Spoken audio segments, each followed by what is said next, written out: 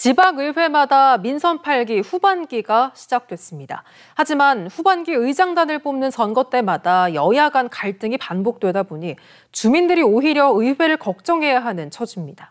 경남의 기초의회에선 어떤 일들이 벌어졌는지 먼저 문철진 기자가 보도합니다.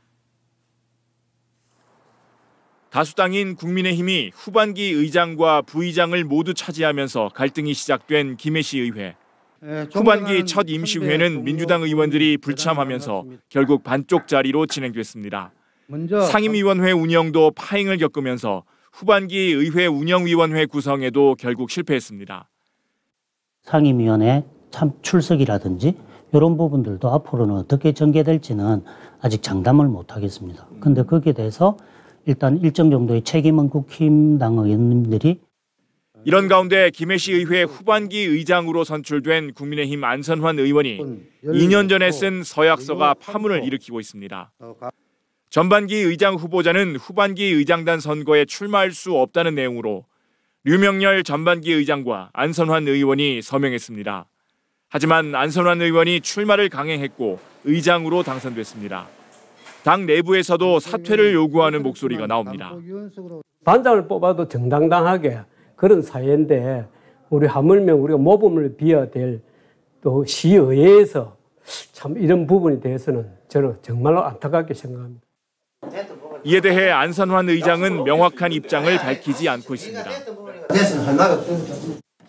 거제시 의회에서도 의장단 구성을 둘러싸고 국민의힘과 더불어민주당이 공방을 벌이고 있습니다.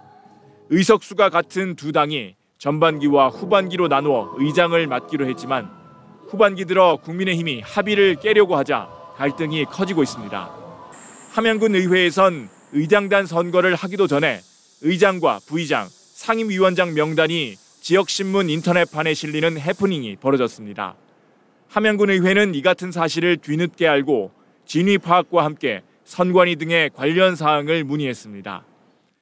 어떤 법에 적촉되는지 이렇게 지금 저희들이 자문을 구하고 있는 중인데 의원이나 의회에 대한 명예훼손은 될 거는 확실한 것 같은데 공직선거법에는 해당 사항이 없는 것 같은. 기사를 쓴 기자는 기사 작성을 빨리 하기 위해 미리 틀을 잡아둔 기사가 실수로 온라인에 노출됐다고 해명했습니다. MBC 뉴스 문철진입니다. 방금 보신 시군의회뿐 아니라 도의회도 갈등은 마찬가지였습니다. 12대 경남도의회 후반기 의장단 선거도 순탄치 않았는데 그렇다면 다른 시도의회는 어땠을까요? 박종훈 기자가 짚어봤습니다.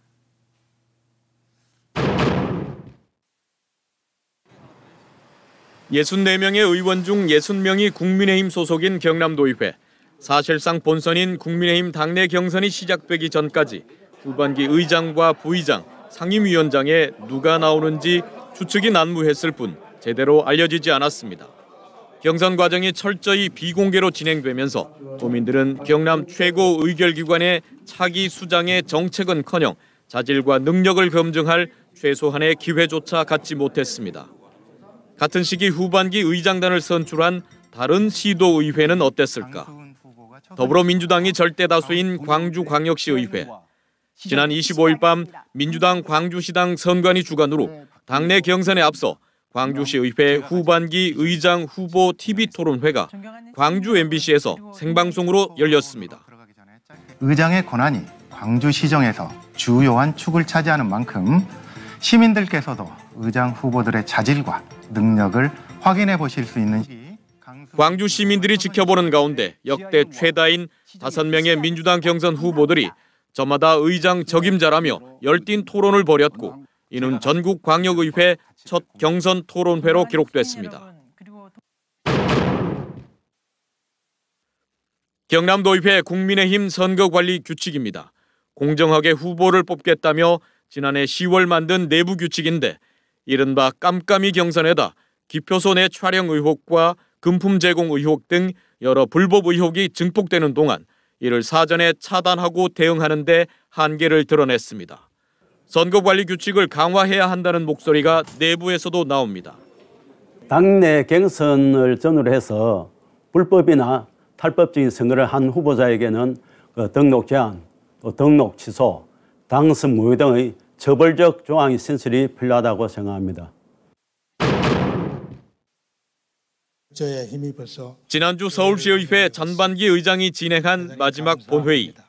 김현기 의장이 서울시의회 사상 최초의 여성 의장이 된 후반기 의장 당선인을 의장석까지 불러 직접 의사봉을 전달합니다. 평화로운 의사봉 교체를 한번 해드리겠습니다.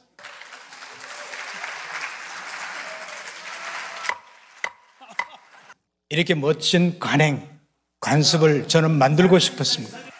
이를 지켜본 동료 의원들은 박수로 화답했습니다. 경남도의회는 이런 서울시의회와는 대조를 보였습니다. 후반기 의장단 선출 이튿날 열린 경남도의회 전반기 마지막 본회의. 김진부 의장은 끝인사를 하면서 의장단 선출 과정에 불거진 여러 의혹이 명확히 해소되지 않았다고 말했고, 이에 일부 의원이 소리를 치며 퇴장하기도 했습니다. 도민들께서는 의회 민주주의 정당에서 발생한 일에 대해 크게 우려하고 계십니다. 명확한 조치 의혹이 투명하게 해소될 수 있기를 기대를 해봅니다. 당연히 의장은 도민들의 지지를 받아야 되고 도민들의 감시 속에서 의장을 선출하는 그런 과정을 거쳐야죠. 반복되는 의장단 선출을 둘러싼 잡음과 갈등에 선거 과정 전반을 개방하는 등 제도 개선을 더는 늦춰서는 안 된다는 목소리가 높습니다. MBC 뉴스 박종웅입니다. 지방의회 후반기 의장단 선출 파행 소식 계속해서 전해드립니다. 진주시의회는 비밀투표 위반 의혹으로 법적 분쟁을 예고하고 있고, 사천과 하동 역시 내홍을 겪으며 민선 8기 후반기 의회를 시작했습니다. 서윤식 기자의 보도입니다. 두 정당 후보가 맞대결한 진주시 의회 의장 선거. 민주당은 투표 과정에서 비밀투표 원칙이 지켜지지 않았다고 주장합니다. 민주당이 근거로 제시한 영상입니다. 대다수 국민의힘 소속 시의원들이 투표용지를 펼친 채 투표함에 넣거나 접었던 투표용지를 다시 펴서 넣었다는 겁니다. 날이 난 면이 향한 곳은 공교롭게도 감표위원 쪽이라는 것. 당시 감표위원은 국민의힘과 민주당 의원 각각 한 명이 맡고 있었습니다. 민주당 의원들은 국민의힘 의원들이 투표용지를 감표위원에게 보여줘 특정 후보 지지를 인정했다고 주장합니다. 감표위원이 대놓고 표를 확인할 수 있으면 이것은 명백한 절차상의 하자가 있는 것이라고 저희는 봅니다.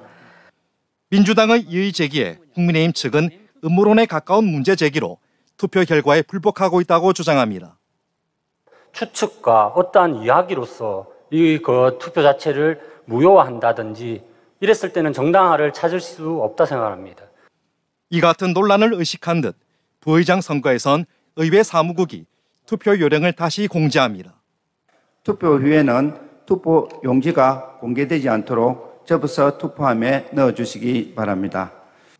논란 끝에 국민의힘 백승흥 의원이 의장에 선출되자 민주당은 의장 선거 효력정지 가처분 신청 등 모든 법적 수단을 강구하겠다고 밝혔습니다. 사전 공모의 결과라고 저희들은 그리 이해를 하고 있습니다. 진주시의 의장 선거 효력정지 가처분 신청을 저희들이 하고 모든 법적 대행들을 강구하려고. 사천시 의회는 국민의힘 내부에서 추대한 의장 후보가 고배를 마셨습니다. 독자 행보에 나선 같은 당 김규현 의원이 당선된 겁니다. 저를 지지해 주시 않은 분들에게도 의장으로서 의원들에게 권한과 업무를 나누어서라도. 한편 하동군 의회 의장에 선출된 국민의힘 강대선 의원은 선거 전 민주당과의 연대설까지 흘러나오면서 내홍을 예고하고 있습니다. MBC 뉴스 서윤식입니다.